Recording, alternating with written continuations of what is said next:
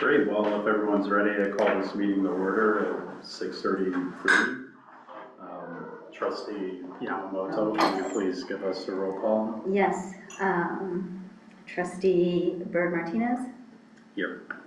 Trustee Buckman? Here. Trustee Fairfax? Absent. Trustee Yamamoto, let's see, I'm here.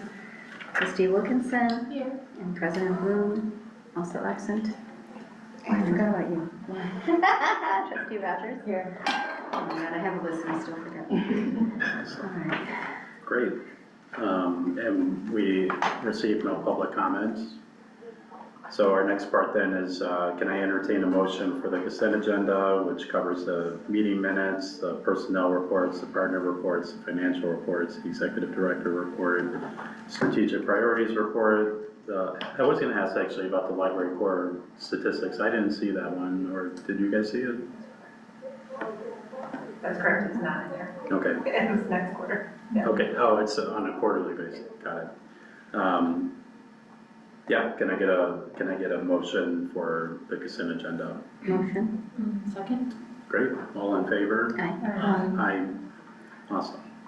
So we can move on to unfinished business, which is the communications team staff presentation.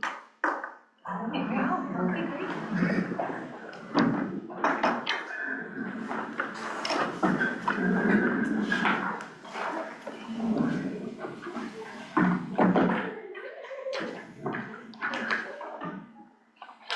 Okay, does that look good to everyone? Yeah. Okay, great. Well, hello everyone. My name is Gabriella Benton. I'm a graphic designer here at the library. Hi, I'm Kristen Romanetsky. I'm the content strategist. And we're representing the communications team, and we're going to take you behind the scenes into the who, what, when, where, why, and how of library communications. So this is our team. There's Alex Skinner, the director of communications. Ashley Boyer is our manager of digital engagement, and I think you remember meeting her a couple months ago when she did the accessibility presentation. Oh, yeah. Yeah. And then we have the wonderful Kamaya Dantzler, who does the board packets, as you know, and so much of the day-to-day operations within our team. And I'm a graphic designer. Content strategist. So today I've broken it down into why, what, who, how, when, and where.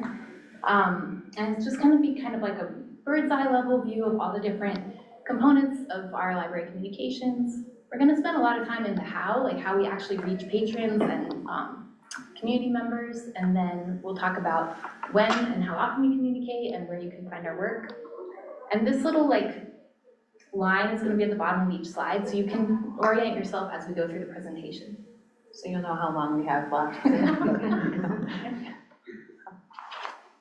So the why, kind of the beating heart behind all that we do is the library's mission and vision. So if the library's mission is to share the information, services, and opportunities that fulfill Oak Park's aspirations, the way we contribute to that is sharing information and engaging stories about how the library can help Oak Parkers fulfill their goals. Yeah, and like Gabriella said, related to that, our vision is to empower every voice in our community. So what that looks like for our team is, as much as possible, we center patrons and community members in our communications. So that means we're not only broadcasting top down what's going on at the library, but we're trying to talk to patrons, see how we can feature their experiences and illustrate how they're fulfilling their goals through library resources, and very often quoting them, so very literally including their voices. These are some statements from the library's strategic priorities, and we're kind of going to spend the rest of the presentation talking about how we contribute to these strategic priorities, but I just want to emphasize at the beginning that a commitment to equity, inclusivity, accessibility, high quality, and high quality customer service, and effectiveness and access informs everything that we do. So here is just at a high level what we do. Yeah, high level. Digital presence. We we put a lot of work, our team, into maintaining and updating the website, which, as you know, is where everybody goes to get the catalog and the digital collections and resources, the events calendar, like meeting room reservations. There's also, it's also where people go to request services like home delivery and the book bike, if they get there early enough, and interlibrary loan. So we have a hand in making sure everything is accurate and updated, working with staff across the library to do that. And then also on the library's website, we've got news and information about the library. So that includes our storytelling about the library's impact, but also we have colleagues across the library who author blog posts. We have a blog section, we call them news posts, but it's basically a blog, and it is updated very frequently because we have a lot of staff who author articles, so we work with them to get them up on the website and then share it out through other venues. And then also social media, of course, is digital presence as well. We'll talk more about those. So the visual presence and brand includes everything from making sure the logo is used correctly to signage throughout the building, designing library cards, having branded materials or merchandise. Reputation and media, we monitor the news for any mentions of the library. We pay attention to what card holders are saying in the NPS surveys. We review literal Google and Yelp reviews for the library. What else? Did I mention social media? We see who's tagging us on social media, what they're saying. And in all these cases, we will share that information with leadership and management just for their awareness and also to see if there's any way we can or should, take action. Then we do marketing campaigns to non-card holders, finding innovative ways to reach people that aren't using the library regularly.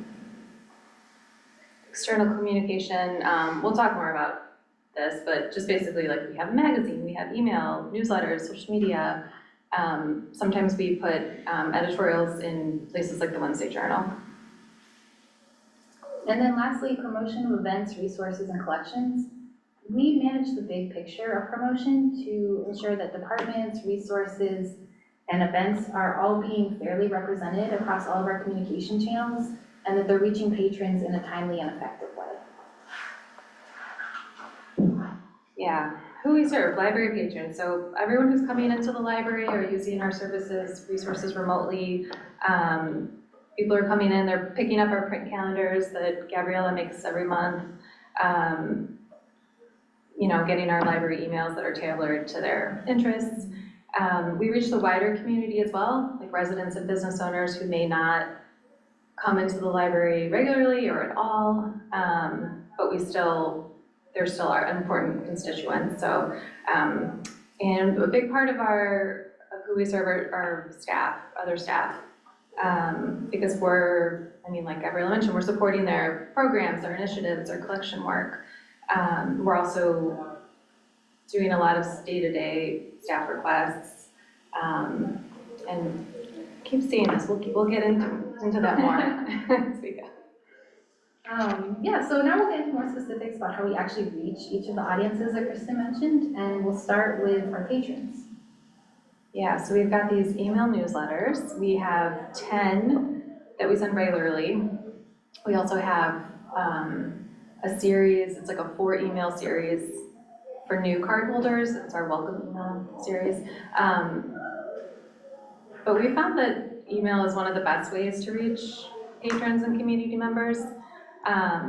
So all our card holders receive the At Your Library email, which is the more high level, news for everyone. And then we also have, targeted emails that are sent to people who use the Creative Studio or who are older adults or kids and families. We have a We Suggest email, which is very popular, where our librarians share what to read, watch and listen to, and any author events, book groups coming up. And we also partner with the Collaboration for Early Childhood on a quarterly newsletter called the early bird learner letter. And that email has particularly high open rates, so it's about 63%. In general, like across our 10 newsletters, our open rate is about 56%. So we compare that to like industry averages. MailChimp says that the nonprofit sector has like a 40% average open rate, so we feel like we're doing pretty well in reaching people, and most of them want to get and open our emails. And we've also seen like promotion, like event promotion, we've seen that our emails can move the needle on that. Like if we have low registration so far in a program, we might push it in a newsletter, and then we see it fill up. So yeah, it remains one of our better ways to connect with patrons. So every month we publish 4 print calendars, which you should have in front of you. And they are divided by age group, and they are at every single library location, and they're often at outreach events or even on the book bike. This supports our equity and broad access goals because it's a way to reach patrons who may not have a computer or a smart device, and it makes sure that everyone's able to find out about our events no matter their technology. We give out about 18,000 copies annually, so it really is resonating with our community, and it's something that they want to take home and keep on their fridge. It just kind of gives that high quality customer experience because they have something that's useful for them to bring home with them. And it also supports our accessibility goals by having color contrast and text sizes that reach accessibility standards. The event posters complement the calendar by highlighting specific events with more information and graphics. We have displays like this, similar to this, at all 3 library locations in high traffic areas. And these promote our priority events each month. I want to give a shout out to Kamaya for staying on top of the calendar and rotating these out. As soon as the event has happened, Kamaya is there to take down the poster pretty much and put up a new one. And this, as I mentioned, it supports our equity goals as well, just by reaching patrons no matter what their tech status is. And it's also designed to accessibility standards for color contrast and font sizes. With the brochures, we currently have 10 brochures or rack cards in circulation that highlight different programs or services with in-depth information. And they circulate at all of our locations. They also go on the book bike, and at every outreach opportunity, you'll see these brochures. And we give out around 8,000 a year. We have these digital displays at high traffic locations at all 3 branches. And we use these to promote seasonally relevant information. So right now with back to school season, we have a slide promoting our school resource delivery service, and we also have a collection slide with the We Suggest list. It's called Learn for the Fun of It. It's about lifelong learning. So we use that to highlight events, but really to just keep it seasonally relevant. We change those out monthly, so it's always timely. And then moving on to how we reach the wider community. So you've probably seen the green and white thing, which is what people call it. It's library news and the OPFY. So yeah, we have a two-sided insert in the Villages mailer. So yeah, we feature news and events, and I mean, like Gabriella mentioned, like one of our goals is access, so we want to reach people who aren't coming into the library, who may not be getting or reading our emails, people who may not use the library yet, but they might find something that makes them want to engage with the library. And that's all I have to say about that. Yeah, Storyline, this is our magazine. So Gabriella and I are excited because we just sent it to print today, our fall and winter issue, and that's the cover. Now you guys get a sneak peek. Yeah, so this magazine, we launched this back in 2015, but it's grown, it's evolved a lot.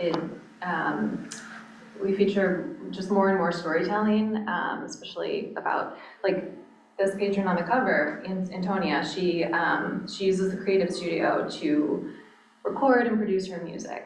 And that's not something she could do on her own without the library resource. And so we also, excuse me, so we're featuring people who are making music at the library. We're also sharing with patrons like other ways. Maybe you don't want to use the Creative Studio, but you can check out a ukulele kit for your kid, or you can check out a karaoke machine from the Library of Things. You can check out a CD player if you don't have one. And you can go on LinkedIn Learning, which is a digital resource, and they literally have guitar and banjo lessons, or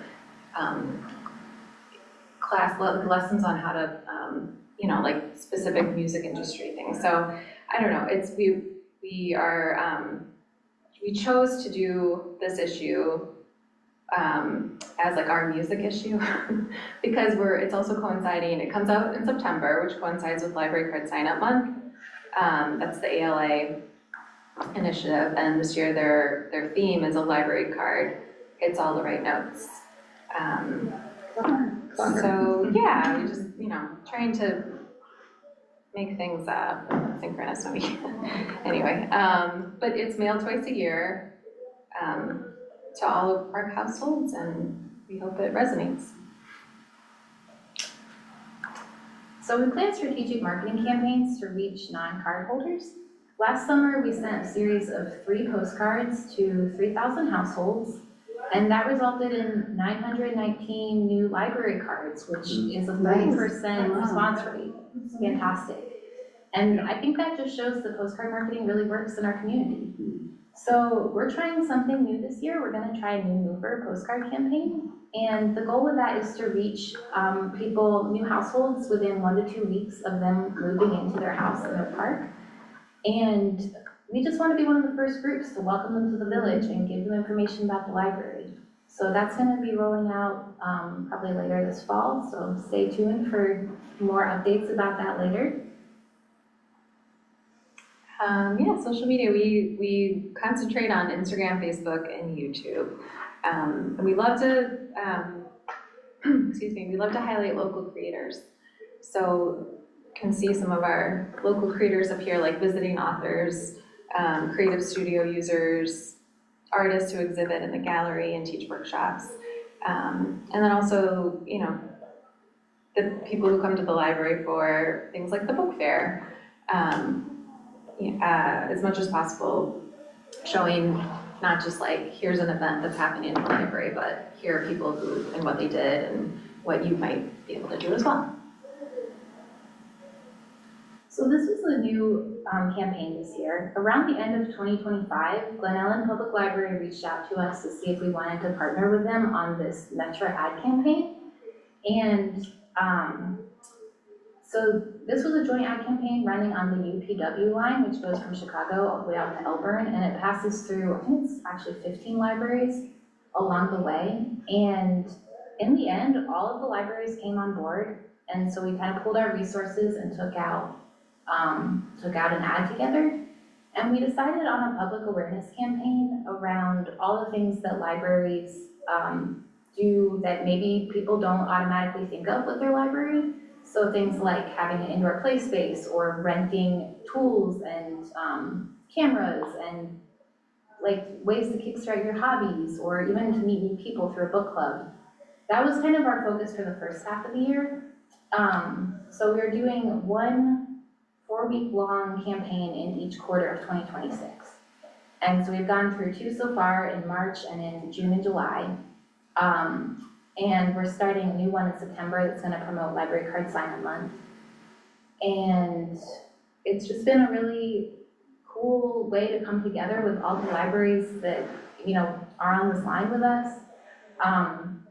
It's had a huge impact. I mean, we're reaching so many people through this.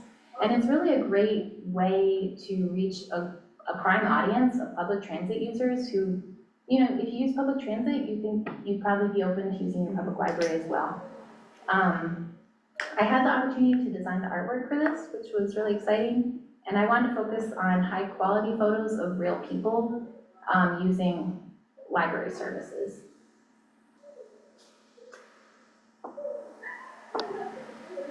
So now kind of shifting gears to how we support our library staff. And signage, it's safe to say that like 80 to 90% or maybe more of all the signage you see in the building, our team has had some input on creating that.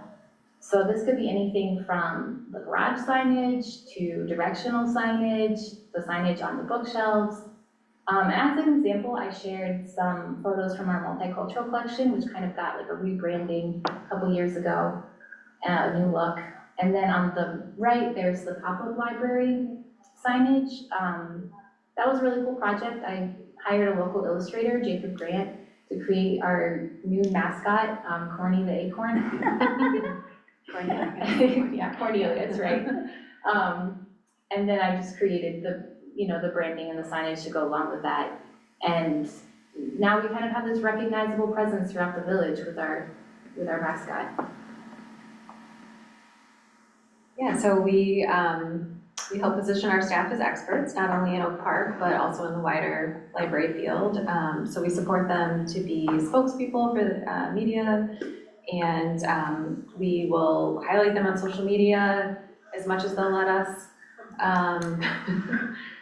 We will help them get their articles and editorials published in external publications, and on our website, we work with them, I think as I said before, to get their articles published on our website, and then we share them out through those targeted newsletters. So Miss Eileen is telling kids and families, what to read for summer reading, and our creative technology team is writing like really basic computer skills articles for the people who get our tech tips email.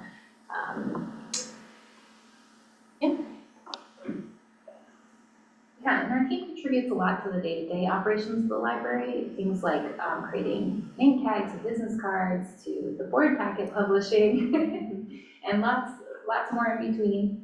We have a communications request form on the staff intranet, and in 2025, we responded to 188 requests, and we're actually on track to exceed that in 2026 with 133 so far. I think it might be 135 since I made this slide. Can I just say though, that number doesn't really reflect fully, because we get so many requests in person or via email, or the request form is a nice funnel, but it doesn't capture everything. Yeah. Right? Yeah. When? All the time. All the time. We talked about a lot of these already, so yeah, just, our work, we have ongoing rolling deadlines for everything we're doing. I guess the one thing I'll point out is that annually our team is responsible for organizing Day in Our Village, the library's participation in Day in Our Village. And then we support staff who are going to community events throughout the year with branded merchandise and brochures and everything they need to take out into the community. So yeah, the last one is, where can you find library communications? I think you know by now, hopefully it's everywhere within Oak Park. We hope that our work is spread throughout Oak Park and is in people's homes and reaching them at the moment that they need to learn about whatever the library is offering. So that's it. Any questions? One simple question. How did you know that you had 300 and however sign-ups, or sorry, 900 and whatever sign-ups from the postcards? How did you track Because that? they were within the areas that we sent the postcards to. Oh, okay. Yeah, so with the data from people signing up and sharing their address. Okay, awesome, thank you. I just love that you had Jacob Grant too. That I didn't realize that. Oh, And you I went to, well, no, I met him when they had the event upstairs or here on the floor for my son did the illustration. Oh, yeah. So that was it's cool that we have a local illustrator that helps us out too. Yeah, we have a great relationship with him because he does events. And Yeah. Now when you see the mascot, you'll know where it came from. What are some plans for 2027 in terms of campaigns or you just? Well, really focusing on the new Mover postcard campaigns. That's a new thing we're starting kind of towards the end of this year and see how it goes and keep it going in 2027. I'm not sure what the future is for the Metro campaign because that's not just dependent on our library, that's a whole bunch of other libraries, but I think it'd be cool to see it continue because it's been something you know, we're just reaching so many people Yep. with that. I don't know, do you have any clue? No, as Kristen pointed out, the spring story, so there's a fall storyline and a spring storyline, so if there's ever, like, we have a meeting usually in the summer and the fall, or really months ahead of time, but, so those things are kind of, but if there's any, like, oh, I have this really cool idea for some story, I mean, this one we focused on music, but we're always looking for that, like, my neighbor went and made music in the audio booth or checked out this thing and then made this cool thing with it. Like, they can't all be in the storyline, but like we'll find some way to like try to put that on social media or put it in the newsletter. Yeah. And Kristen's like, yes, please. I just want to add to me. what she's saying though, because that's how we get a lot of our stories that we share is through other staff. Like we had a patron who came and digitized, I don't know, you may have seen the story, I hope you did. But it, like she came and digitized an old videotape of her grandfather telling her like a family kind of bedtime story. And it was the sweetest thing. And, you know, Studio staff reached out. creator, yeah, exactly. And just shared that. So of course, those are the kinds of things where we And then I shared that story at a core forum last year and had another library come with me, like, we're trying to show how valuable our converter equipment is, like, that's such an amazing story, Yeah. like, and so, like, other libraries are, and we are, yes, when you can get those stories of how people use the library, you think it's just, you know, an hour trip to the library to do this thing that's on your to-do list, but really, so many people could benefit from knowing that that's the thing that you can do in your library, so we love hearing about those things. And I will just echo, this is just a little bit anecdotal, but we had our older adult librarian reached out about 6 weeks ago to say like, hey, we have this really big program, or I'm working on this really big program to have like aging in place at Oak Park. And no, I published it, it's July 27th, but it's mid-July, it's August 27th, it's mid-July right now, no one has signed up. We were like, well, sure, no one signed up, it's late August and it's mid-July right now, no one's gotten there yet, but we hear you, and we have 2 older adult newsletters that are gonna go out in the meantime. It's that program, so 0 people signed up 6 weeks ago, 2 newsletters went out, and now, I think I checked yesterday, it was 87 people signed up. So like, when people are like, not that we don't wanna put anything on social media, I'm not saying that social media is awesome, but how people really sign up for our stuff is the e-newsletter. They get it in their inbox, they're already at their calendar, and they're like, oh yeah, I can put that thing, I'm gonna sign up for it now. Scrolling on social media is really good about awareness, but not necessarily action to that, putting it in your calendar. So it's anecdotal, but just, we looked at the stats the other day because we were like, when did you send that email? And now 87 people are signed up. So like 6 weeks, you can go from like no one signed up for that thing to 87 people are signed up for that thing because our newsletters reach a really interactive audience. So yeah, a great job. So I have a sort of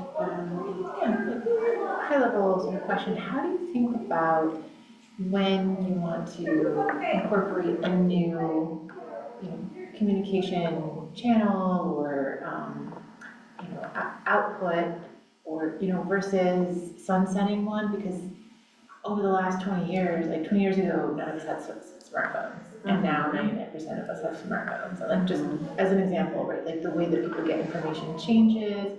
How do you think about where you may have overlap, and when you want overlap or when you don't want overlap, and just sort of like thinking about that menu that you guys showed at the end of like the different things you're doing in the different, times of year? When do you consider sunsetting a particular thing, trying something else? It's a kind of like broad question, like how are you thinking about it? I think for me it would be if we're not getting a response from what we're doing. Like if nobody's taking the calendars, or if, the e-newsletters aren't getting opened, it's really based a lot on effectiveness. And I think there's also some like marketing adage about people need to see something 7 times before they remember it, something like that. So I think there is something great about having that overlap so that people are seeing things from different places and in different ways, and they may not even remember I saw that poster, but like subconsciously it was there. And then when they got the e-newsletter, they're like, oh yeah, I did want to do that. So.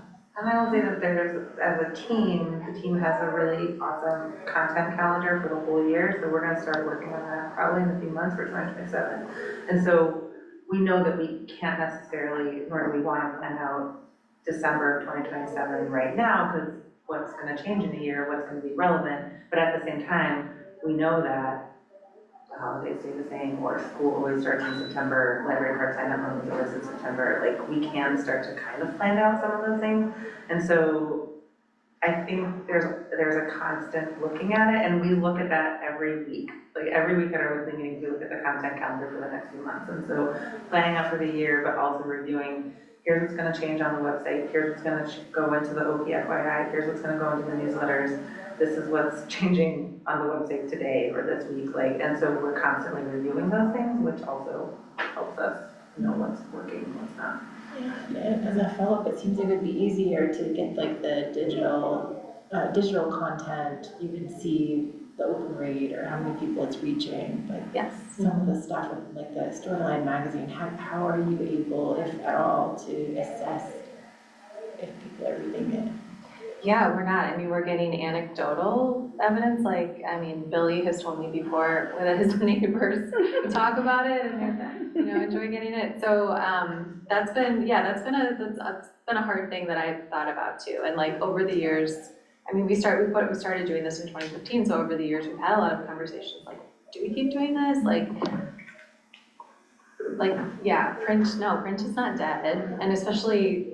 I don't know, my thinking about that, I think it was Gabriella as well, like there's so much digital overload right now for people, so like it's just nice to get something in print. And we also, we put a lot of effort into making this magazine, which is only 12 pages, but we also take a lot of that content and we put it on the website, we push it out through emails and social media as well. So, yeah, but it is frustrating to not have like stats for that. But it is knowing that you can say it's mailed to every household in Elk Park, like you know that it's having some kind of impact. I mean, we can't guarantee that everyone's gonna open it, but we do know that they at least have to touch it. We stock copies in the libraries too, so we know that they're getting picked up. Yeah, and good stewardship of like, we don't do that quarterly, we don't do that monthly, we do that twice a year, because we do know that it's a Well, and I would say the Storyline and a lot of our other print materials, they really speak to the equity piece in what we're trying to do, which is putting things out that reach everyone. And like I mentioned before, like most people do have smartphones, but some people don't, and we don't want to leave them out with how we're communicating. Thanks for answering my questions. Yeah. This is a phenomenal presentation. Thank you, that's nice. Thank you. Thank you so much. Thanks, everybody. Thank you guys so much.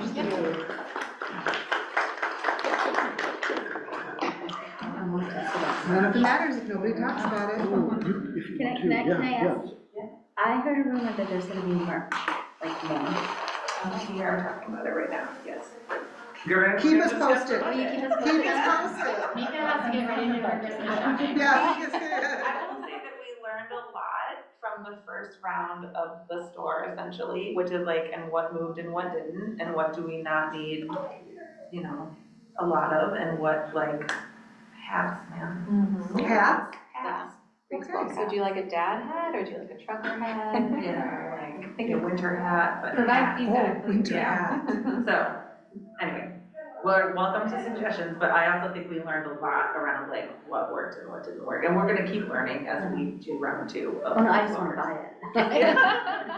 Well, Whatever. That's through your department? That's the The store is store. through our department, and everyone kind of has a hand on it, but as with a lot of things, Kamaya also does. Yeah. Thank you, Maya. Yeah. Thank you. Thanks. All right, thanks, guys. Good rest of your meeting. Thanks. Take care. All right, next up is Billy and the budget.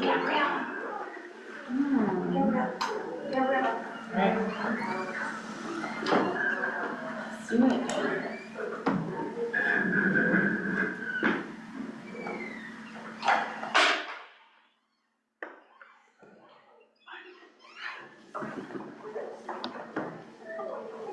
Oh, yeah, turn it off, okay.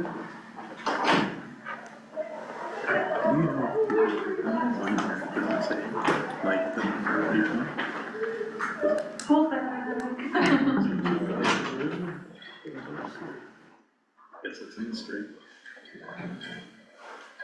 Yeah, it's ready. Should I just start? Jump Just in? start. Yeah, so it's that time of year again. We get to talk about the budget for next year. I did include a memo to kind of introduce the budget that you're looking at. But just a quick reminder kind of where we're at. Like, this is the first draft of the budget. We'll discuss a few things today, mainly talking about revenue, people expenses, and capital expenses. Those are like the largest buckets. And then we'll bring back, have some discussion, get some direction, and bring back draft 2 in September. Then the plan is to then bring a draft 3, a final draft at the October meeting, so we can vote on it for approval, so we can get it over to the village for inclusion in the levy. Before I jump into some of the numbers, I want to talk about a little bit of the change of a process that we did this year. So internally, we've been working on this for a couple of months. Actually, I can say a few months now, June, July, and August. And we wanted to build on the progress that we've made over the last couple of years. 2 years ago, the 2024 budget was our first balanced operating budget in many years. We maintained that balance in last year's budget, but we didn't want to just rest on that, okay? We wanted to make our jobs a little harder for us and wanted to go see if we could create an operating surplus to begin funding our capital expenses, kind of working towards a balanced overall budget. I'll talk a little bit more about that when we get into the numbers, but so what we essentially have to do is increase revenue more than we're increasing our expenses to create that operating surplus to then fund some of our capital expenses.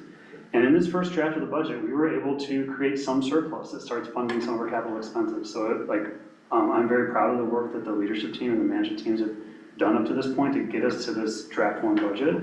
I think this draft 1 budget represents kind of like, there was a lot of work that went into kind of controlling expenses, but I also think that this isn't like, we talked about this at the finance committee meeting, this isn't like a bare bones budget though either. There is, like we are able to make some progress on some things, and I'll talk about those as well. We'll talk about the numbers. But overall, I'm proud of this first draft. Almost enough to say, if you want to vote on it tonight, I could go. No, just joking. We discussed it a little bit more, but by October, I think we're going to be in a good position. Ready. Yeah, almost ready, but we'll be in a good position in October. Any questions about that so far?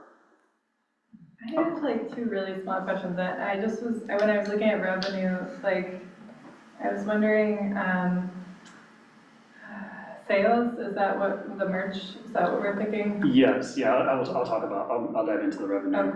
Okay. But yeah, so we'll talk for sales, we do anticipate, we're going to buy about $4,000 worth of merchandise, and we anticipate generating at least $6,000 worth of gross revenue off that. Amazing. And then because didn't Friends offer like 60,000 this past year? So I guess I was going to ask, do we anticipate more? Are we just really being conservative with that? So what we've heard so far from the Friends is that we could expect, and please stop me if I'm misquoting this, but we could expect at least what we received last year. And they granted us $25,000 in 2020, or this year, 2025, $25,000. And so we included $25,000 in this draft. We haven't heard officially what the number is though for 2027 yet. Okay, cool. We've started the conversation. Yeah, we started the conversation. The Friends did have a great year. I mean, they're just talking about in the Wednesday Journal, sharing with the community that they raised $61,000 in their book sale. I hope that translates into, that number going up, but until I know for sure, we're not going to include it there. Okay, cool. So right now, the commitment is still the 20, even though they got 61,000, the commitment's 25,000 for this They year. haven't made a commitment, right? Well, that is the commitment. They did At 25,000. least. They said at At least. least, oh, yes, So sorry. they'll at least match what was given this year. Yep. So in general, the revenue section is going up by 4.7%. It's driven mainly by 2 things. A 4% property tax increase, I'm sorry, 4% increase in our property tax revenue. And also, including, it's the per capita grant. Historically, we have not budgeted for this grant, but we have been receiving it consistently each year. And it's revenue it always shows up in our actuals, and so we want to budget for it and be transparent about it and include it as we, include it in our revenue budget. That's at $92,800, nearly $93,000 included there. Just a quick comment, like the budget variance, like maybe just double check them, because some of them aren't aligned, like per capita grant, right? Like it's really like it's like 1%, right? Because of the zero being included in there, yeah, I can check those numbers. Because really that would be like a 90, what is that? It's like a 900%, 900,000% increase. Yeah. It's fine. But yeah, that's a good point. I can check those, especially when zeros are included in the numbers. But yeah, any other questions about revenue? Again, for going up 4.7%, we felt it was, trying to start with the 3% property tax increase. We knew it wasn't going to cut it, and I almost think that the days of 3% are with the rising costs and inflation that we're seeing in this current environment. I just don't think that 3% is a realistic target today. I think 4% is a more realistic number. And that's what we've included here as a starting point. I'm open to feedback and discussion about that.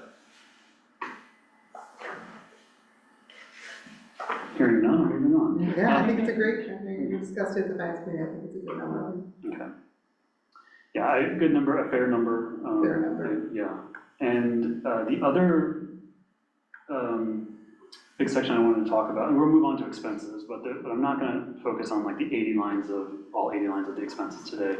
Just really focus in on like the people section. So that's going to drive 75%, 76% of the budget. So the wages and salaries line is the largest singular expense line for the library. We had that going up 3.9%.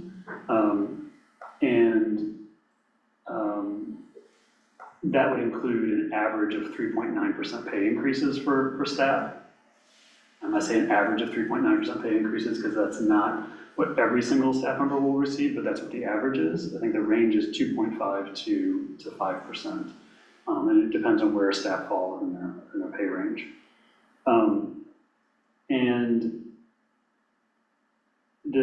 Right now we know that the national market and the library market is moving away from moving away from us at like 3.5% annually. Over the last 2 years, when we were trying to balance our budget and maintain that balance, we provided an average pay increase of 2.8% each year, and it was necessary. That I stand by the decisions to do that over the last 2 years because it was necessary in order to balance and maintain the balance. But we can't continue doing that. And I actually think we need to do a little. And why not just do 3.5 this year? Well, because we slipped a little bit in our standing of matching the market, and so we need to catch back up to the market a little bit. So that's why 3.9 is necessary. Any questions about wages and salaries? Okay. Then with health benefits, we received about a 20% renewal on our PPO plan, meaning if we're going to carry the plan we have in 2026 forward to 2027, it was going to cost us 20% more. Ellsworth and I have had lots of discussions about the different plan designs, different levers that we can pull to bring that number down. We have decided on some reasonable changes that can bring that down to 14% increase in our PPO plan. And that's what we plan to implement. But say, well, 14%, cost is going up 19.1%. It's because we had to do 14% on top of our projected expenses. We have more staff who are staying here longer, perhaps getting married, having kids, adding dependents to our plan. It wasn't, and people are switching to, maybe fresh from their spouse's plan to like our plan, because we have a great plan, we have a great health plan, but we need to account for that. And that's where, even though our rate's going up 14%, it's going to be 19% increase on that. Those are really the two main lines I wanted to discuss. We also, we're seeing a decrease in our IMRF pension rate, so that was nice to have for this year. It's not often you see that number go down, but we appreciate that that the pension plan is performing well. It's nearly 100% funded, meaning that our staff can count on that money to be there when they retire. But yeah, glad to see that our contribution rate's going down now.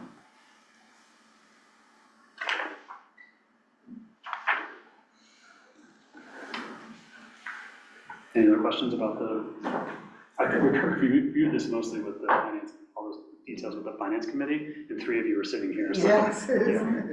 So Christina, any questions? No, I'm Colin, any questions? Yeah, I have questions, if we're going through the whole thing, so starting with promotions, why are promotions going up 30%? Because I know this was zero-based budgeting, so that was kind of the question I had earlier was what is the plan for that's increasing so much? Yeah, and I probably have that detail, or if Alex is here, Alex can answer that. Sorry, where's this? Which one? Promotion. Under Which is support communications services. budget. Oh, support I services. think it's also Oh, okay. possibly no, it's not that. I was thinking the postage deficit.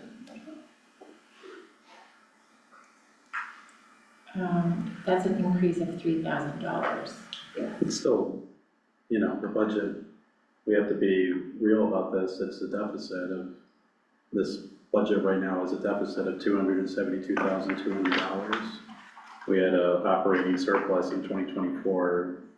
In 2026, your projection now is that we're going to have a deficit of $170,399. I guess my question first is, how are we paying for this deficit? Where is that? So, high-level numbers, that is actually a move in the right direction. Like from our 2026 budget, we were projecting a $720,000 deficit, and we're now projecting a $170,000. Like we shrank that by, what is that, $550,000 or $450,000. So and maybe going back, and let's take a step backwards, and not talk about the 2027 budget, but talk about before our staff even put together the budget for next year, we had them complete an exercise about the projections for the rest of this year, and to inform what we might need for 2027. And through that exercise of that projection, instead of us coming out with the balanced operating budget, we're projecting nearly $450,000 operating surplus, which then helps to fund our capital expenses. And that for so many years, that's how we end the year. That's how our actuals actually come out. Again, this is the budget. This is what we think is going to happen on paper. But for so many years, our actuals, if you look at our audited financial statements, will show that we're actually creating a surplus, an operating surplus each year.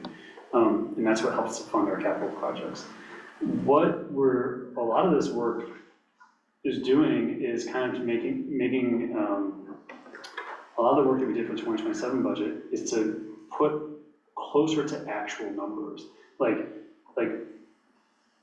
for all these years, we haven't been budgeting for per capita grant revenue. And that's nearly $93,000 worth of revenue. Well, now we are budgeting for it. We talked about this in the finance committee, though, is that when you start including the things that we start budgeting for things that used to be kind of like cushion, and then we don't get it, well, then we're gonna feel it more. Yeah. But anyway, I got a little off track, but what I want to say though is that like, yeah, that the fact that we would budget for a $720,000 deficit in 2026, but in reality, it's gonna be less than a $200,000 deficit, I think we're moving in the right direction. And we take that and we can kind of help to show that in our 2027 numbers. But yeah, we do talk about every single line. So promotions, yeah, so promotions are what we just talked about, we saw a presentation, the trifold brochures, the print calendars, that all goes out, and we just anticipate that ink and paper are going to be going up. Makes sense. Yeah. Yeah, so how do we pay for this deficit this year? Like, where does that money come from? We're gonna decrease our fund balance. So, Okay. if our fund balance was sitting in, I think in like the high 50%, like less than 60%, but higher than 50, it'll bring it down a little bit. But we'll have to, we'll see where it actually ends up though this year. I mean, we still have, several months left of this year, and I'd have to look at the actual financials, but, you know, we may be on track to meet or exceed. I don't know. That projection number of a deficit of 170,000. I don't know if that'll actually play out by the end of the year. We'll see how much. We'll see what the actuals say. But again, if any deficit there would be going into our fund balance. Is there any way to see like a fully balanced budget? I'm concerned because next year we're gonna also be taking out of our fund, and so that's going in the opposite direction of, we wanted to increase that fund, it's going down, it's not going up. And now we're doing deferred maintenance this year. We have a master facilities plan, there's gonna be a healthcare increased costs again in 2028. It just seems like things are mounting up and that this budget seems okay for now, but it would be ideal to see something that was a little bit more balanced. When we talked about that, so thinking about sort of where the long-term goals, and deficit budgeting has been a practice in this library for a long time. Yeah, there's about a period of 8 years. So Billy and I talked about what it would look like to go to a truly balanced budget this year, and it felt like it was going to take us into a position to reduce services as we as the process caught up. So taking this sort of interim step of reducing the planned deficit spending as a sort of intermediary step felt like the best way to maintain services. We're not adding much, to maintain services, and then continue to strive for that true balance goal. We could create a draft that takes us down to truly balanced. I believe that would be some reductions in services, but that doesn't mean that we're happy to produce the draft if that would be helpful to you. And if you would want to add to that. Yeah, I think it's bumping up the property tax revenue to 5 or more than 5%, and which staff are we cutting? You know, I think it's to make up $250,000 or $272,000. You're gonna have to squeeze it on both ends. I don't think you can just put it, try to make up the revenue that way. Yeah. And then. So Colin, are you concerned that if we have a deficit this year, next year we'll have more deficit? Well, we're deferring maintenance now. Mm-hmm. There's a master facilities plan that's gonna have to be paid for. It's gonna be in the millions, and at the end of the day, the healthcare costs are gonna go up again. No staff is leaving. Well, I saw like one person left. I don't know, it just seems like in 2028 it's gonna be pretty bad news. In 2029, even worse when we're up for re-election. I'm being blunt, I know, it's about the situation and what matters, What do you think? What I did not include in the budget memo and it's kind of like the budget history of where we've been. And this draft budget is the best position that we've been in the last 10 years. And so the overall planned deficit spending for 2020 through 2024, so a 5-year period, 2020 through 2024, was over $1 million a year, each year deficit spending, planned deficit spending. We're talking about $272,000 in deficit spending, and I don't even know that's how it will play out, because one of these capital projects, the LED project for the building improvement, may or may not happen depending on what happens with the master facilities plan. Well, does it make sense to do this full large-scale project when things might change?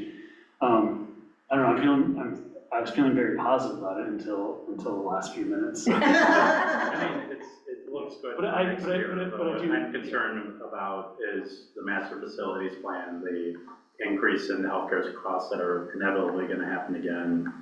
And it seems like we're running really tight, and we're going to be pulling down from our fund, and it's not going in the positive direction, right? With healthcare, our broker, the IPBC, the cooperative that we belong to, is they've acknowledged that right now, with the rates that they're charging, because we're a self-funded plan, they're playing a little catch-up, and they are seeing things smooth out and level. So the likelihood of seeing another 20% increase next year is low. And I hate to say like 8 to 10% seems reasonable, but that's kind of where we're looking at, which is like, I'm feeling more confident that we can make some plan design tweaks that will get that more to be a reasonable number. Master facilities plan funding, I don't know that we're gonna find a way to build up enough of a fund balance to fund those types of projects. I really think we're gonna talk about what type of debt are we taking on to fund those projects, and that's a different conversation of how to fund those. So that's kind of like outside of the budget. Like outside, it's like something. Well, I mean, but like outside of like this. It's always gonna require, additional property tax, to fund that. But like,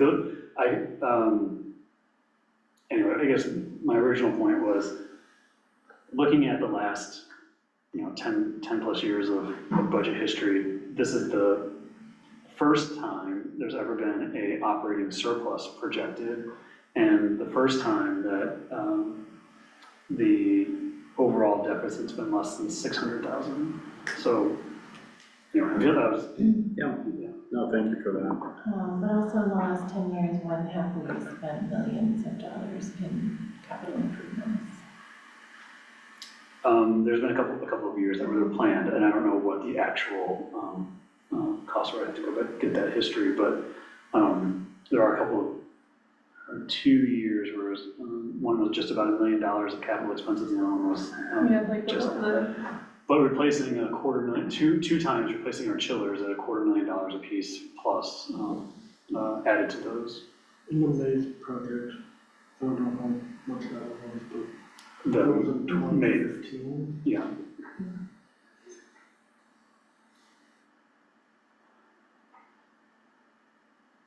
And this organization has a complex budget history. The landscape has changed several times, and the spending style and budget strategies have also changed multiple times. And we talked about it a little bit in the finance committee meeting. I think trying to really be mindful of how much we're budgeting for things without adding sort of cushion into those lines, I think is helping us understand where are we going and how are we getting there.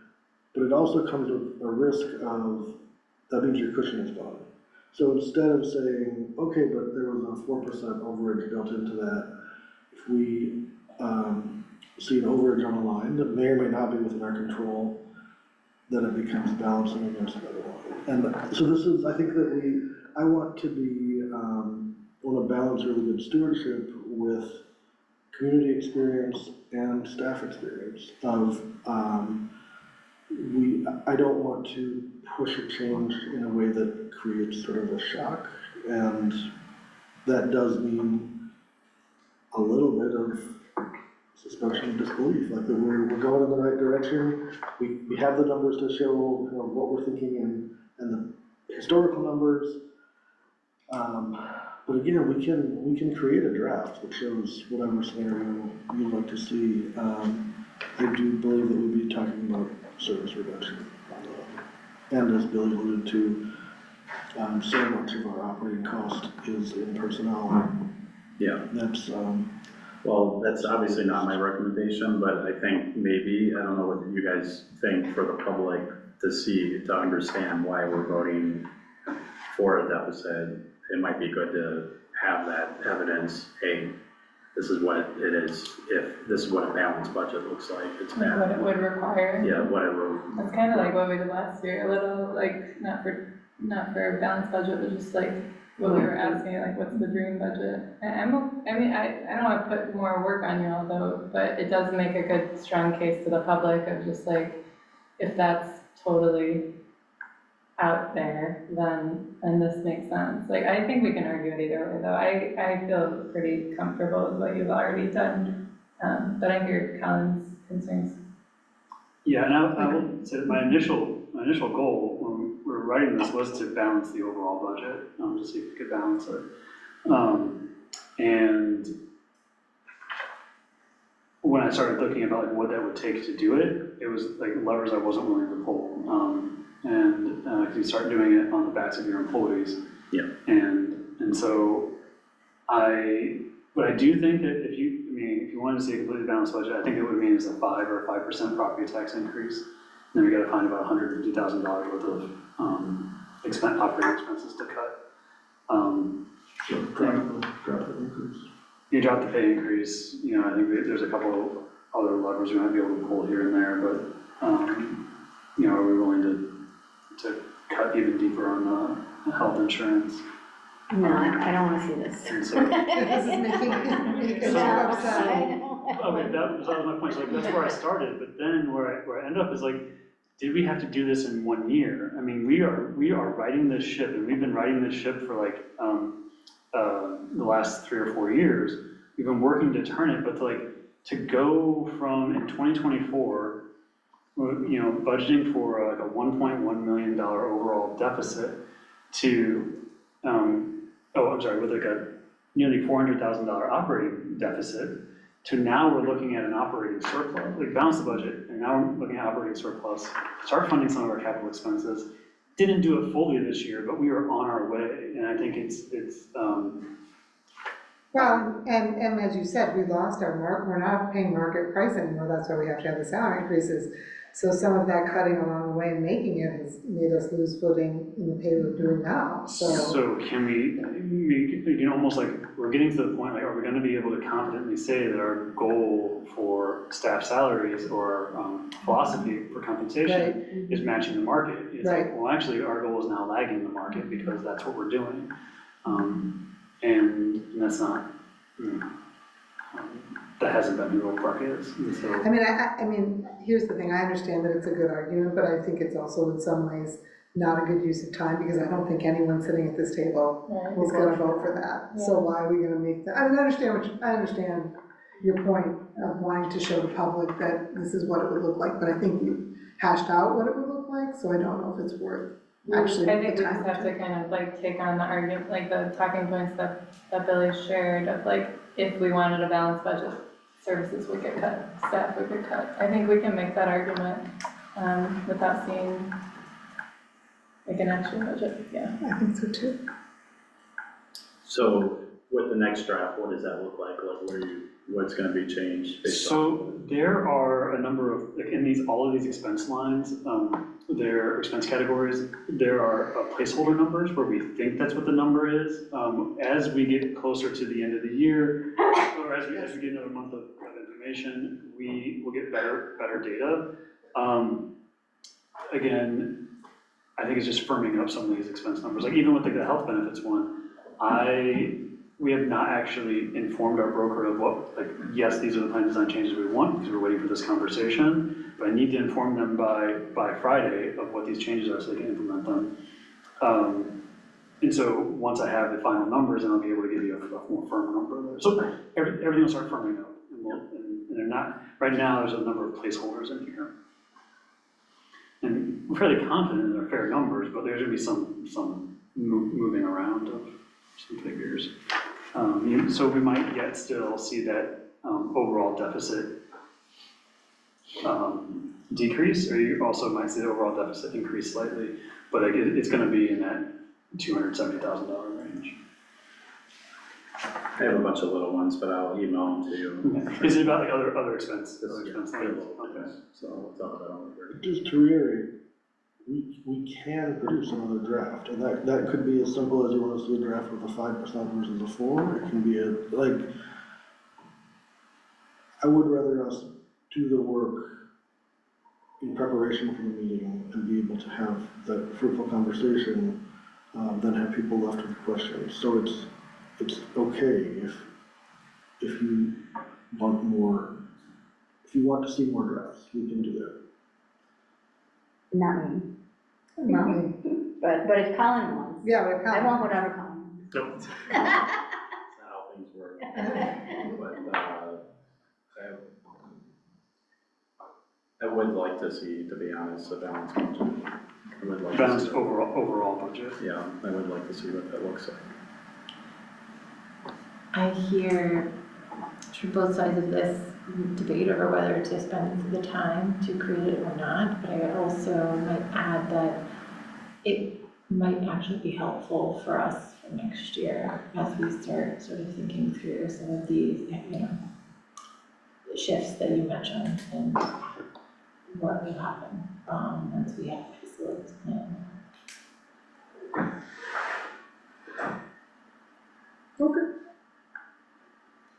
Yeah, I would say that,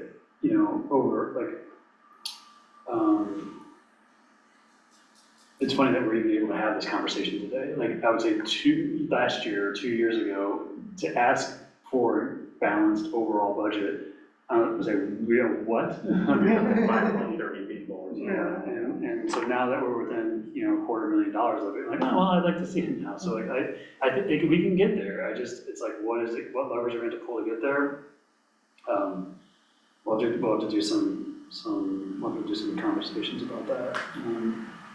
And Are you concerned about deferring the maintenance this year?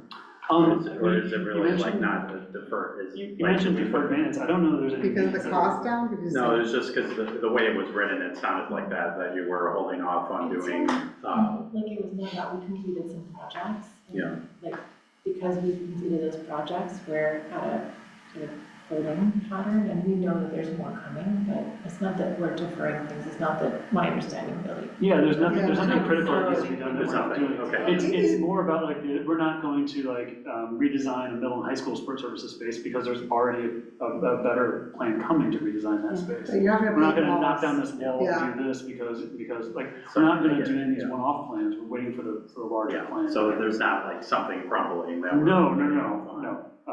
Matt is making sure that we're taking care of the things, and the things that need to be done are included in this list, so we're not deferring that. It's just, we're pausing any like remodel of anything, or new carpeting in any place, like things like that, like,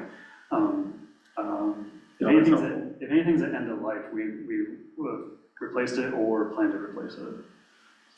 Okay, here's. We also took it, just about finishing capital, we took this opportunity with like a lower year for capital expenses to include painting the entire Dole Branch Library interior. That's not a project we typically would include. It is more of a nice to have. I mean, it's something you could reduce from this. Again, like, that would get you $50,000 right there. It's, I think it would be a great thing for Dole staff and Dole users to see as a refreshed space. But is it a have to have? Well, like when we moved to the library 70 years ago and we had a fire brigade, we should just get fire brigade to come in and paint the door. I'm kidding. I'm Kidding.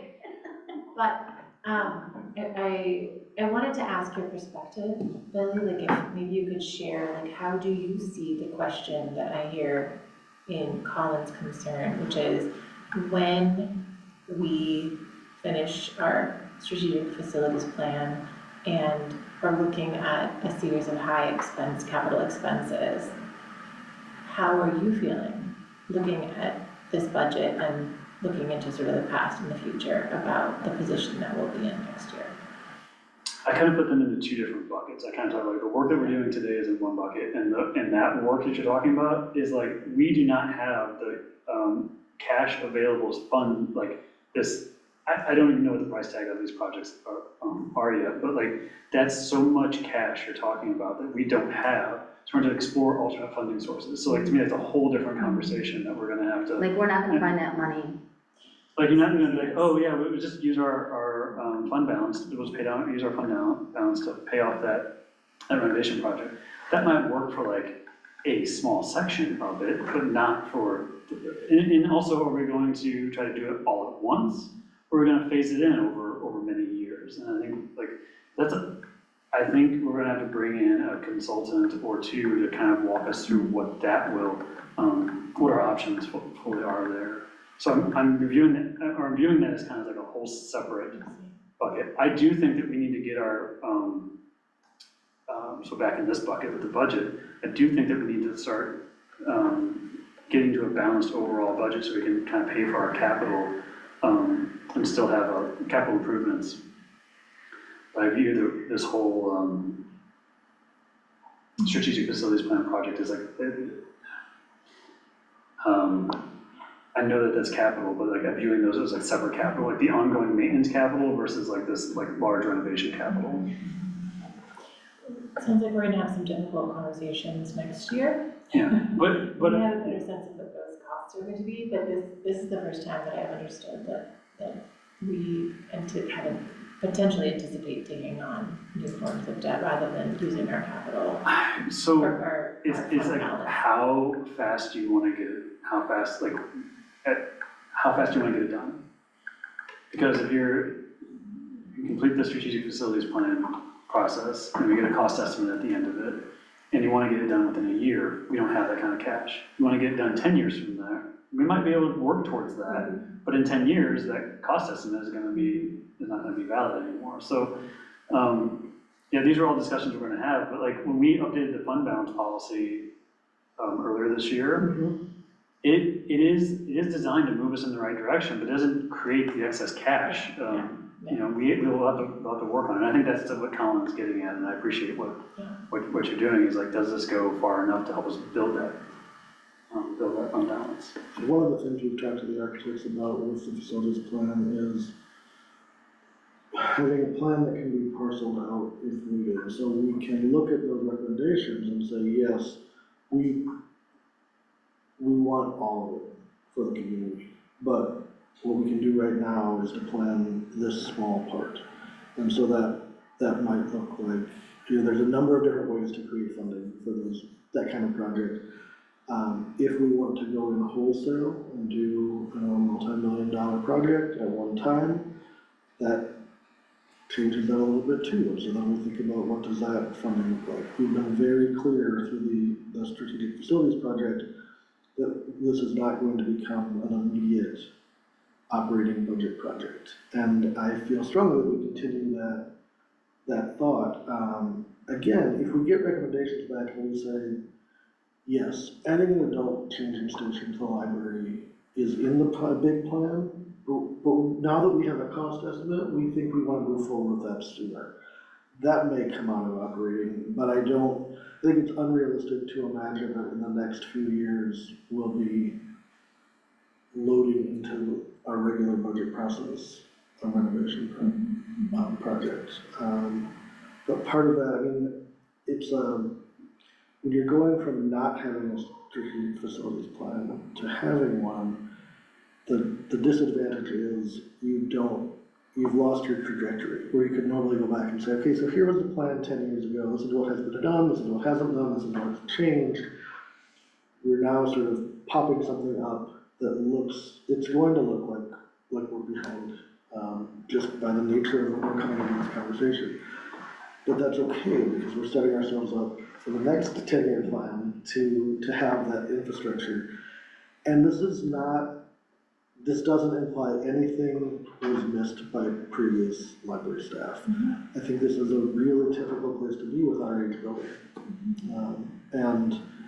And our age building plus having some flexible resources in the past. So I don't say any of this to sound like we're saying that we're trying to dig ourselves out of somebody else's hole.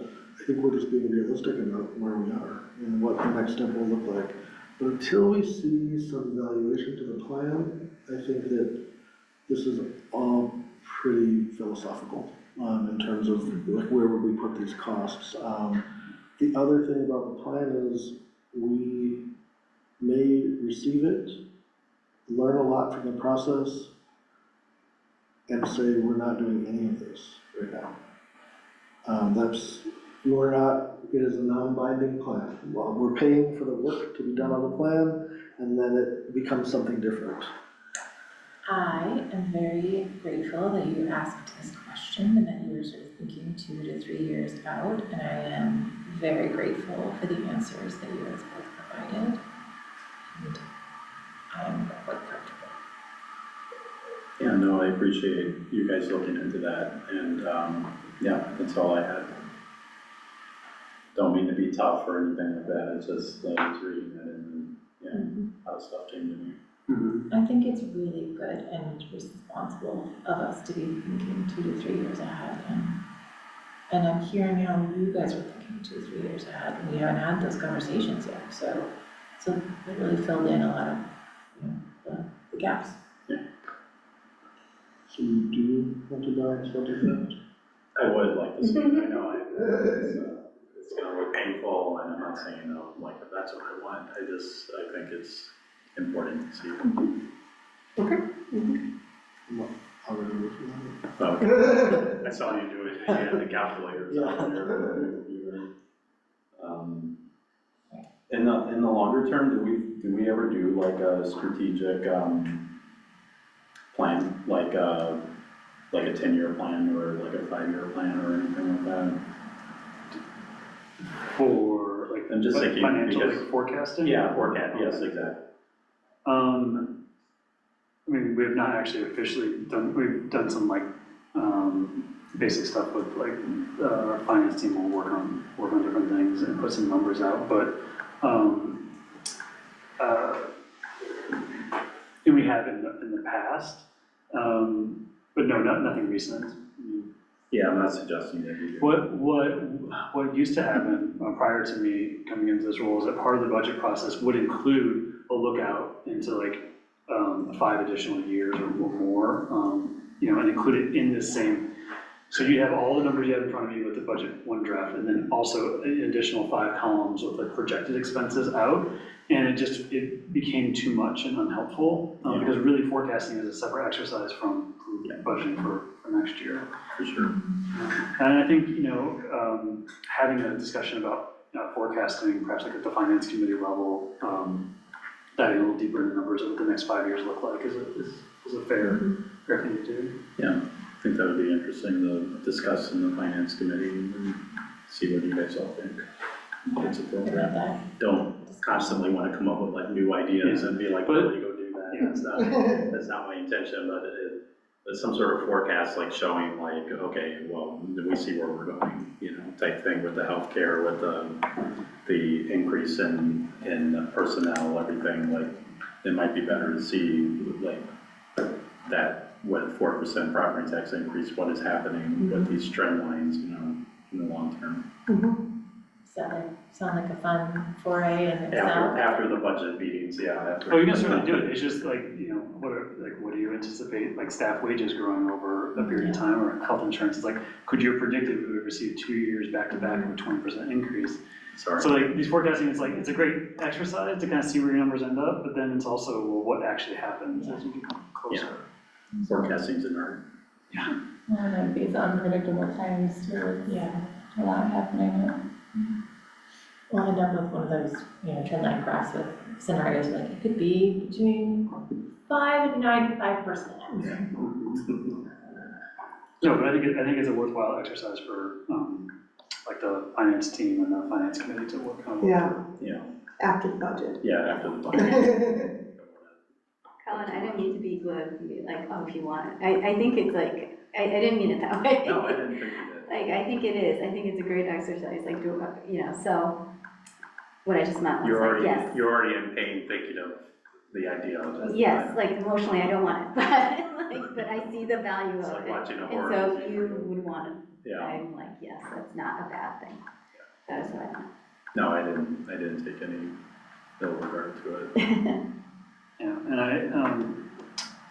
think I said a version of this at the finance committee meeting, is that like, I feel like this draft one of the budget is, it's a reasonable budget, and I think it's actually like, I think it's something that can be approved nearly as is. And I think we would all feel good about it. I think when you, it's what additional, this is what we're gonna require internal, more discussion with our leadership team, like what additional changes or cuts to this do we need to make in order to get to that balanced piece. And I think we know what it is, we just have to make those decisions. And I think kind of highlighting to the board what those things would be. Yes. We talked about this not being a bare bones budget. I think you're talking about getting to an overall balance. We're talking about a bare bones budget. What's the minimum we could do to get by? Right, because I guess it is good to know, like, oh, that means that we will not be at fair market value in wages, and we will not paint dull, like, okay, we can let that go, but, Yeah. I mean, it's things like cupola though, right? Like, it's like how many lens we got, like things, I think like you all do so much library services that it can feel really nebulous for patrons of like, if a service gets cut, they're just like, I didn't even know we had that, and then, so it's gotta be so hard. I don't envy this project for you all. But I think it's a good budget, I don't know. Yeah, and I think, but I do think it will, I think that's right too, it will inform the conversation if we have concrete things. It's specifically, we will have to cut 5 people, or 5%, or we'll specifically have to be under market by this percent. Yeah. We'll have to get rid of this many, digital licenses. I think having those conversations in the concrete might be helpful to understand for the public, and for us, to see what we're voting on when we don't vote for that one. Yes. Yeah, like in my mind, that's like, it's not even gonna be from library material. It's gonna be It's not gonna be. But to get a number, to get a hard number on that, I think will make Because us then feel when even we better to don't vote. vote on that budget, which we will not. Yeah, that's what I'm saying. We can say this is why, because we do not want to cut X number. Yeah, I know the facilities management's already down, like, is where, like, where we could comfortably be. Yeah, so, okay. We'll figure it out, we'll get you that draft. I understand. Okay, her stomach emotionally, she doesn't. But intellectually, I think it's good. I agree. All right. Does anyone else have anything, any pain they want to put in bills? We could get you a bed of nails, how much would that cost? Yeah, Colin's gonna make us get to meet our original goal. So our original goal was to balance the overall budget, and so, yeah, we'll see if we can produce a draft that does that.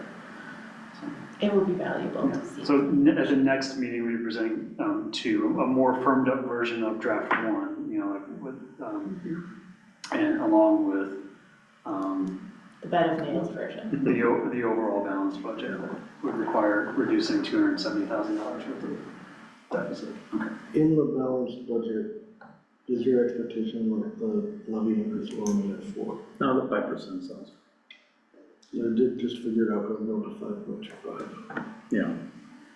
But we have to keep it at 5. But- Why do we have to get that though? According Well, to. we did have that. Actually, I mean, I was thinking like the danger of this is like, last If year. we thinking did the about it. 30%. We could balance it's it. fine, balance it all you want. That's where I thought it was gonna go, the direction. Yeah, I suppose I was, I was imagining it would come from both ends. We have to increase the property tax revenue and figure out what expenses we can cut. But yeah, an easy way to do it is just go up to 7% I'm okay property with tax that. increase. But we can relook at all the expense lines. And I really think drilling down to like the capital projects, I think I can't speak for Matt, but I just think Dole Branch will probably be the first one, the painting will be the first thing to go. Oh, that's our library. Can I ask, where did the 4%, why didn't we just go with 5? Like, Wow, we why knew didn't that we was just kind go of, with no, I'm just saying, like, it made sense. Now you're getting into uncomfortable territory. All right, we'll, For me, next finance committee. Yeah, we'll talk, we'll It's just- schedule the next finance committee. We'll turn the Yeah, I meeting think into knowing- 9 o'clock if we can. Knowing where other taxing bodies are at, in their asks, I think they, I've heard, I think from the village as high as like 8 or 9%, they want to fit in everything that they want to fit in. I think that's an initial conversation. And then Park District being at, let's say, I think a little over 5%, but they have reasons for why they're doing that. And then D97 being at like 3 point, don't quote me on this, but I think it's somewhere around 3.7 or something like that. I don't know, I just felt like 4 is a good starting place, and we'll see where we get. I mean, again, if we need to go up to 4.5 or 5 to balance it more, then that's what this discussion's for. Yeah. I think that what we were trying to reflect was just a real balance of stewardship, of operational changes. Yeah. Really trying to be fair in how we compensate staff. I mean, I felt like I came into this meeting feeling pretty good about the budget draft. Because 4% feels responsible to the community right now. Yeah. But that, I think it's great to try different drafts and see what feels right. I mean, I think the board is of and for the community, so if you have these questions, probably lots of other people do too. And you can draft it out and see how it looks. Okay, so you'll see 2 drafts at the next, Thank you, next Heather. meeting. Yeah, At the next Thank you. finance committee meeting, and then. Yeah, which we have to schedule. Yes. Schedule that. Thank you. Does anyone else have any questions? Okay, that is the end of our new business, and now we move on to trustee comments and calendar. So do I say first on the calendar? Yeah, so we have, or does the comments go first? Does it matter? Okay, so the calendar, we have September 1st, 6 p.m. is governance committee meeting.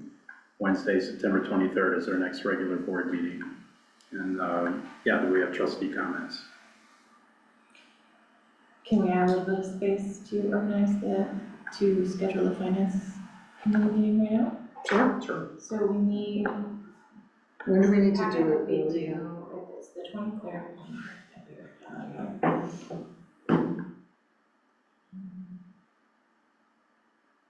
Board packets due on the 18th? I mean, or earlier. Correct, yeah, correct.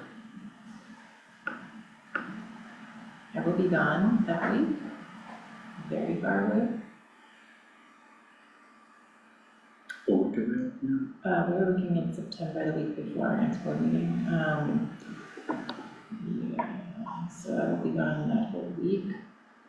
Is there a possibility, I think I'll be on Friday at 11. We do the 9th or 10th for. We could talk about the budget at that time. You would not have the statement of revenue and expenses for the previous month, or likely not have it, or you for sure would not have it in advance of the meeting. Because we don't even look at closing our books until the 5th business day of the month, and because of Labor Day, the 5th business day of the month moves to the 8th. So So when is the soonest you could have it? What about the 11th? Is that also true for the 11th? I mean, the 11th works for us. I just don't know how fast I'll be able to get you the statement of revenue expenses. Like, if you're okay with reviewing that in the meeting, rather than having it in advance. That's fine with me. Wait, we can't do it the 16th? I cannot. I will be gone, and I will not have access to reliable internet. Billy, when is it, as soon as you can do it comfortably, where you can, like, we could schedule it with that? Oh, I mean, the 11th works. I was just looking at Rosh Hashanah Eve. I don't think I have any plans. I don't have any plans for that. That starts at sundown, so yeah. What time are you thinking of Friday the 11th? Well, I have to head to the airport at like 5 p.m., so anytime before that.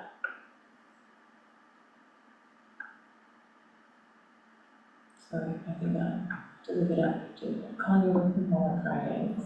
Yeah, let me see. I don't know if I'm gonna be around a lot, but that's fine. I don't need you to, I can. Typically, we would have the agenda set on at 3, Right. So in theory, we can,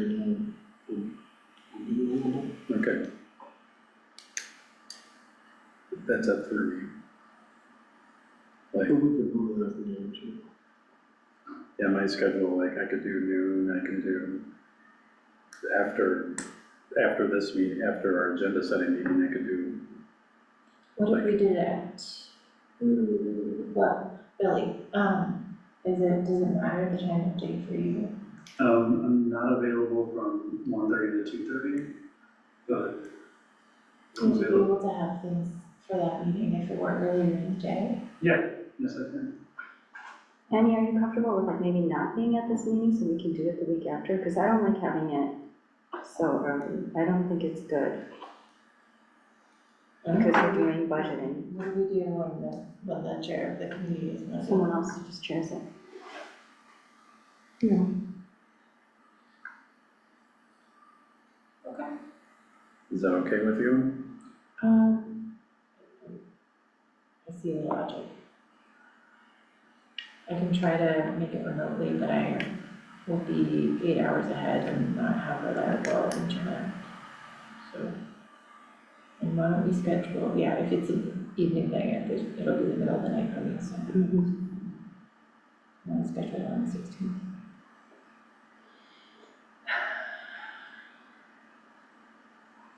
I may not have to be on the 16th, but schedule it. If you do it on the 16th, we just request that you get us the meeting minutes, like, exactly after. Or like, whoever chooses. really early the next Yeah. morning. I will not be able to make an evening meeting on the 16th because it will be in the middle of the night for me, so that would be preferred. You guys do the 15th? I can do the 15th. I can't do the 15th. 14th? Yes. The 14th I could do. What about the 14th, then? I will be, It's the it'll same. be in the middle of the night and Yeah. I will not have access to internet, so. I can do the 11th or I can skip the meeting. I think the 14th, 6 o'clock. Sounds like just reasonable for a community and. Yeah, and I think it's fine. I mean, Colin should be, Colin can chair. yeah, you can get your Volunteer minutes, Colin. but after. Are you okay with that? That's fine. Okay. I'm not quite sure why are you concerned, why do you not want to do it? Well, because like we're talking budget, so I do think like it's good to have it at a time that's like, you know, kind of a typical meeting time for communities. It's it looks transparent. And I think that more she's talking about, because Billy's gonna barely have the numbers together from the month, we'll be rushing it together for him to have it together in the 11th. And so he wants it later in the month, and so I think it was the combination. I heard from Billy that he could do it Yeah, that day, and I heard, and we've Maybe never we had should anyone come schedule to the this off finance this meeting, committee. then maybe we should adjourn this regular meeting I and think then you're sort this out. Because I have nothing to do with this, That's and I right. kind of Okay. feel weird being a part of this conversation. All right, Can I have a motion to adjourn the meeting? Yes, motion. Second. All in favor? all right, thank you, Colin. 8:07. Nicely done. Nicely